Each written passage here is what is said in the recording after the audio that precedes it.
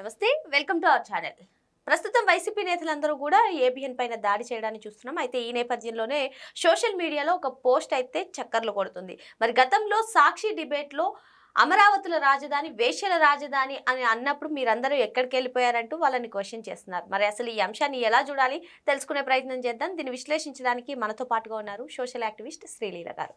నమస్తే. నమస్తే అమ్మా. మేడం, ఈరోజు చూసుకున్నట్లయితే ఏబిఎన్ పైన దాడి జరుగుతుంది. మరి ఏదైతే కొత్త పలుకులో ఆర్కే గారు రాసినటువంటి ఆర్టికల్ పైన పెద్ద చర్చనీయాంశంగా మారింది, వివాదాస్పదం కూడా అవుతుంది. అయితే దీన్ని ఉద్దేశించి సోషల్ మీడియాలో కొందరు పోస్టులు పెడుతున్నారు. మరి గతంలో అమరావతి గురించి వేశ్యల రాజధాని అన్నప్పుడు మీరందరూ ఎక్కడికి వెళ్ళారు, మీరందరూ ఎందుకు పోరాటం చేయలేదు అంటూ వాళ్ళని ప్రశ్నిస్తున్నారు.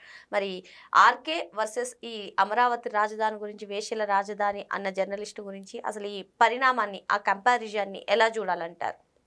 అసలు ఫస్ట్ వీళ్ళు ఎవరైతే ఈ రోజున దాడి అని చెప్పి వచ్చారో వాళ్ళందరికీ బుద్ధి సరిగ్గా ఉందా? అసలు ఇదే ఇప్పుడు జగన్మోహన్ రెడ్డి సై అంటే సై అని వీళ్ళు ఆయన చెప్పిన దారిలో వెళుతున్నారనే నిన్న రాధాకృష్ణ గారు చురకలంటిచ్చారు. అయినా కూడా మేము అలానే ఉంటాం, అవును మా జగన్ అన్న ఏది చెప్తే అది చేస్తాం అన్నట్లుగానే వీళ్ళ వైఖరి ఉంటుంది. అలా ఉంటే ఏముంటుంది? జగన్మోహన్ రెడ్డి దారిలో వీళ్ళు వెళ్తే కుక్క తాకు పట్టుకొని గోదావరి ఇదినట్లే ఉండిద్ది మీ జీవితాలు అనేది ఆయన క్లియర్గా కూడా చెప్పారు. మరి వీళ్ళు గతంలో, నేను నిన్నటి నుంచి కూడా ఇదే అడుగుతున్నాను, ఒకటే ఈ రోజున ఎవరైతే రాధాకృష్ణ గారి గురించి ఏదైతే ఆయన స్క్రిప్ట్ గురించి మాట్లాడుతున్నారో వీళ్ళందరూ నిజంగా మీరు ఇప్పుడు అన్నట్లుగా అమరావతిని వేశ్యల రాజధాని అన్నప్పుడు కానీ, అసెంబ్లీ సాక్షిగా 151 మంది ఎమ్మెల్యేలతో ఉన్న వైఎస్ఆర్సీపీ పార్టీ మరి ఆ రోజున లోకేష్ గారి పుట్టు గురించి మాట్లాడితే ఎందుకు ఖండించలేదు? ఎందుకు ఆ రోజున అందరూ కూడా ఇకలికలు పక్కపక్కలు ఎవరికి వాళ్లే ఇంకా అది గౌరవ సభ కౌరవ సభ అన్నది ఎంత భయంకరమైన సిచ్యువేషన్ అక్కడ తీసుకొచ్చారు. అంబటి రాంబాబు ఏంటి, ఒక వల్లభనేని వంశీ ఏంటి, ఒక కొడాలి నాని ఏంటి, ఎవరు ఇష్టం వచ్చినట్లు వాళ్ళు. మరి ఆ రోజున ఎక్కడికి వెళ్ళారు వీళ్ళందరూ? మీ ఇంట్లో మహిళలే మహిళలా, ఎదుటి వాళ్ళ ఇళ్లలో మహిళలు కాదా? మీ జగనన్న చెల్లెలకే మీరు గౌరవం ఇవ్వట్లేదు, మీ జగనన్న తల్లికే మీరు గౌరవం ఇవ్వట్లేదు. మీ జగనన్న మరి బాబాయిని గొడ్డలతో వేసేసి నారాసుర రక్త చరిత్ర నా పేపర్లో రాశారు కదా, మరి అప్పుడేం చేయాలి? మీ ఛానల్ని, మీ పేపర్ని మీరు చేసే తప్పులన్నీ చేసేస్తారు. అసలు మనుషుల గొంతులే కోసేసిన మీరు ఈ రోజున 5 కోట్ల ఆంధ్రుల సాక్షిగా 11 మంది ఎమ్మెల్యేలు అసెంబ్లీకి రారు కానీ ఇట్లా టీవీ కార్యాలయాల మీదకి దాడులకు వెళ్తారా? వచ్చినట్లున్నాడు. ఏది ప్రకాశం జిల్లా ఎర్రగొండపాలెం ఎమ్మెల్యే వచ్చినట్లున్నాడు. మళ్ళీ ఆయన పోలీసులు అడ్డుకున్నారని దళితుడిని గొంతు పట్టుకున్న పోలీసులు, తెలంగాణ పోలీసులు అని చెప్పి మళ్ళా సాక్షిలో అరుపులు కేకలు పెడబొబ్బలు. అంటే చెబితే వినరు, కొడితే ఏడుస్తారు అన్నట్లుగా వీళ్ళు ఎంతసేపటికి ఎదుటి వాళ్ళ మీద పడి ఏడవటమే తప్పించి అసలు మేము తప్పులే చెయ్యము, మేము చాలా మంచి వాళ్ళమి, బుద్ధిమంతులమి, మా జగన్మోహన్ రెడ్డి తొగలకు తప్ప మిగతా అన్నిటికీ ఇతను అర్హుడు కాదు అని చెప్పుకుంటారు. తొగలకు అంటే ఏంటో వాళ్ళే తెలుసుకోవాలి.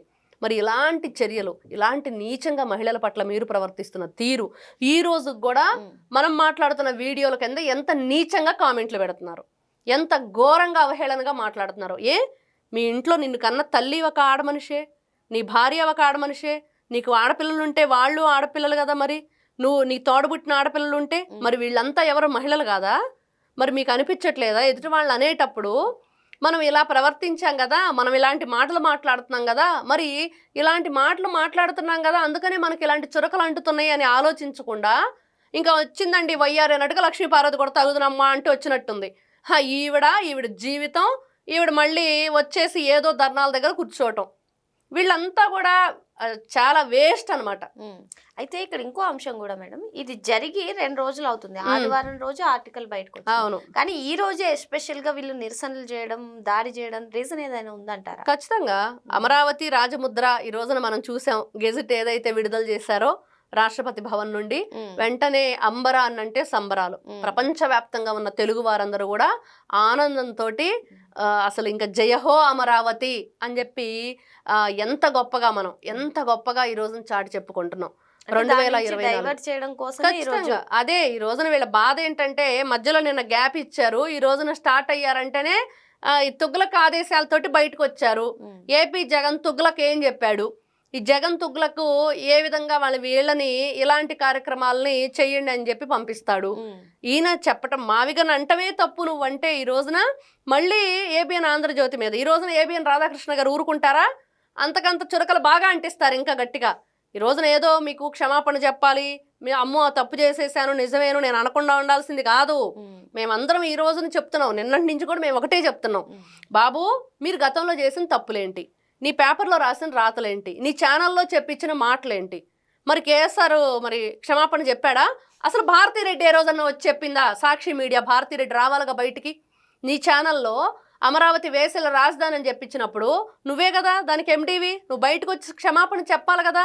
ఒక మహిళవయ్యుండి మహిళల పట్ల ఇంత నీచంగా మాట్లాడుతుంటే నీ ఛానల్లో నీ పేపర్లో నువ్వెందుకు మాట్లాడట్లేదు? బయటకు వచ్చి బహిరంగ క్షమాపణ చెప్పాలి కదా. అసలు జగన్మోహన్ రెడ్డి పోలీసులు బట్టలోడు తీయాలన్నాడు కదా. 5,000 మంది మహిళా పోలీసులు ఉన్నారు, మీరు అలా మాట్లాడటం కరెక్ట్ కాదని పోలీసు ఉద్యోగ సంఘాల వాళ్ళు బహిరంగంగా క్షమాపణ చెప్పంటే జగన్మోహన్ రెడ్డి ఇప్పుడు దా చెప్పాడా? చెప్పలేదు కదా. మరి మీరు మాత్రం ఎన్నైనా మాట్లాడొచ్చు, ఏ విధంగానైనా అవహేళన చేయొచ్చు ఎదుటి వాళ్ళని. ఒక ఆడపిల్లని ఇబ్బంది పెడుతున్నారని తమ్ముడు అడిగాడు మా అక్కయ్యని ఇలా చెయ్యొద్దని, అబ్బాయిని పెట్రోల్ పోసి తగలబెట్టేశారు. అప్పుడు వైఎస్ఆర్సీపీ పార్టీ అధికారంలో ఉంది కదా. అప్పుడు హోమ్ మినిస్టర్గా ఉన్న సుచరిత 1-2 రేపులకేనా అవి జరగటం సహజం, రేపులు జరగటం సహజమా? ఇదే మీరు మాట్లాడేది? ఇట్లాంటివా మీరు చెప్పేది? అధికారంలో ఉన్నప్పుడు కళ్ళు కాన్ రాకుండా కళ్ళు బైర్లు గమ్మి కళ్ళు నెత్తికెక్కి ఎలా కొట్టుమిట్టాడారో అందరం చూసాం. ఈ రోజున 11 ఇచ్చి పక్కన పడేస్తే అసెంబ్లీకి రావడానికి అతి గతి లేదు, కానీ ఇక్కడ మాత్రం తగుదనమ్మా అంటూ ఎమ్మెల్యేలు వచ్చేసారు, కులాలను అడ్డం పెట్టుకుంటున్నారు. మళ్ళీ అక్కడ కూడా కులాలు అనమాట, ఇదిగో నేను ఆ కులపోండి కాబట్టి నన్ను ఇలా చేయకూడదు అని. అంటే ఎంత దుర్మార్గంగా ఉందంటే వీళ్ళది. అంటే మీరే కొడతారు, మీరే ఏడుస్తారు. ఈ రోజున గతంలో మీ చరిత్ర ఏంటి, మీరేంటి, మహిళల పట్ల అవహేళన చేసిందేంటి?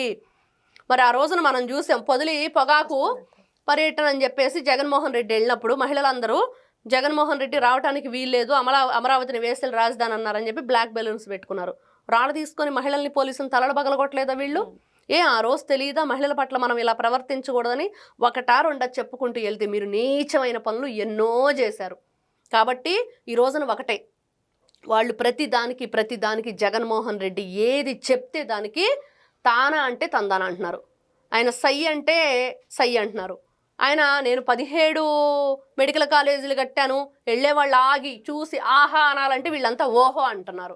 అందుకనే ఏబిఎన్ రాధాకృష్ణ గారు అన్నారు, బాబు మీకు ఆలోచన శక్తి ఉంది, జ్ఞానం ఉంది, బుద్ధి ఉంది, బుర్ర ఉంది, కాబట్టి ఈ తుగ్గలకి చెప్తే దానికి మీరు సై అనకండి, కొంచెం మీ బుర్రతో మీరు ఆలోచించండి. కాబట్టి రేపు ఇలా అన్నా కూడా మీ భార్యల గురించి మీరు ఓకే అని చెప్పేసి ఇలా చేస్తారు అని చెప్పి ఘాటుగా చురకలంటిచ్చాడు. ఎందుకంటే ఎవరైతే జగన్మోహన్ రెడ్డి బాటలో నడుస్తూ జగన్మోహన్ రెడ్డి ఏది చెప్తే అది రపరప అంటూ రక్తంతో హోళీ అంటూ మాట్లాడుతున్నారో వాళ్ళకి ఇది ఖచ్చితంగా ఘాటు వ్యాఖ్యలు కరెక్ట్గా సూట్ అవుతాయి. కాబట్టి మీ వైఖరి మార్చుకోండి, మీ ఆలోచన విధానం మార్చుకోండి, రాష్ట్రం పట్ల మీరు గౌరవంగా ప్రవర్తించండి అంటే దాంట్లో సారాంశం. మరో అంశంతో మళ్ళీ కలుద్దాం. Thank you madam. నమస్తే అమ్మా.